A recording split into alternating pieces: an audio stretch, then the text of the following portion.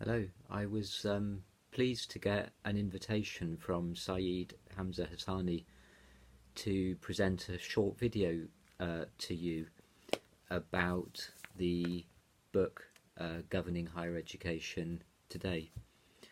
I'm Tony Strike, University Secretary at the University of Sheffield in the United Kingdom, and also I'm a member of the National Executive Board of the UK Association of Heads of University Administration and a member of the board of the European Association of Institutional Research.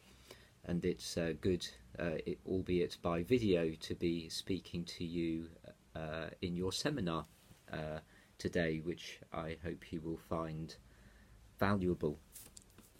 The book that I'm going to be talking to you about is Governing Higher Education Today, International Perspectives, which was published this year and followed an earlier volume on higher education strategy and planning, which was published last year. But it's really governing higher education that we're going to be talking about today.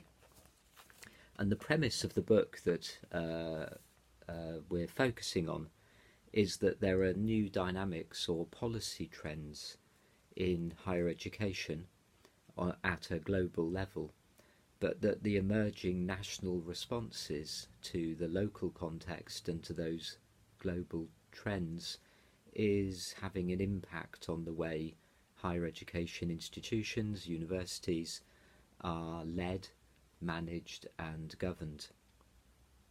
And we're looking at the lens of the institutional level, in other words, the agency or the authority of institutions to lead, govern and manage themselves without undue interference. There are headlines around the world where systems are not working appropriately. There are examples from the United Kingdom, but also from the United States, which show that the leadership, governance and management of our universities does not always run smoothly. One question that arises is there a global standard to which universities could or should compare themselves? Examples are often cited, like the King report on corporate governance that emerged out of South Africa in 2016, or the OECD principles of corporate governance endorsed by the G20 in 2015. And the argument in my book, Governing Higher Education Today, International Perspectives, is that these global standards should not apply to each national context, because each country differs. Each country has its own context, and that there is no such thing as good governance in a normative sense, but rather that it is context specific, so that although we're each located in a country or a nation state, we might think that our arrangements in our country or nation state are the same as applying in the rest of the world. And that would be a false assumption. The way our universities are led, managed and governed around the world differs. The other mistake that we might make is to think that the country or nation in which we find ourselves has a unique or special set of differences. And the difficulty with that is it's to create a sense in which it's our country that's different. And actually, of course, when you look at different case studies from around the world, you find that each country is different. And so there is, in fact, diversity around the world, and that our own context is simply part of that rich diversity. And there are national variations in autonomy of universities in one country compared to another. So the purpose of the book really was to, in one of its sections to present a series of national case studies.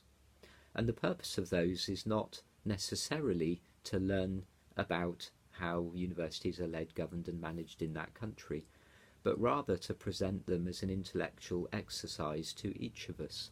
So what is the national context in the country whose case study we are reading? What are the issues that that country is facing? And therefore, what are the arrangements for the leadership, governance and management of their universities that they're choosing to apply? And are they appropriate to that national context? And are they working and are they effective? So the issues facing, for example, South Africa, given its history and context, are specific to South Africa. And when you read about the democratic and participative governance arrangements that have been established for that country, you see that they're entirely appropriate to that context.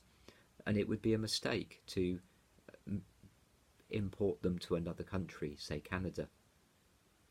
And so by going through the case studies and saying what's unique about that country, what are the governance arrangements they're introducing, are they appropriate to the issues in that country, and are they working, we're then much better equipped to look at our own context, because we will have made it, through the process of looking at other case studies, unfamiliar to ourselves.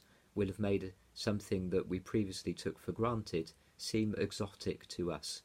And then we can look with a more critical or a more independent eye at our own context and say, well, what's unique or special about the national context in which we operate? What are the particular issues that we face? And therefore, what are the leadership, governance and management arrangements in our country? And are they appropriate to that context? And are they working? And are they effective?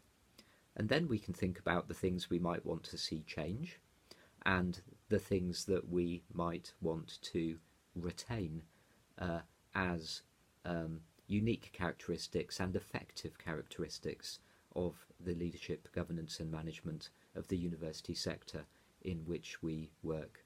So I hope you find the book useful, and as I say, I hope you enjoy your seminar, and good to talk to you. Enjoy the exercises.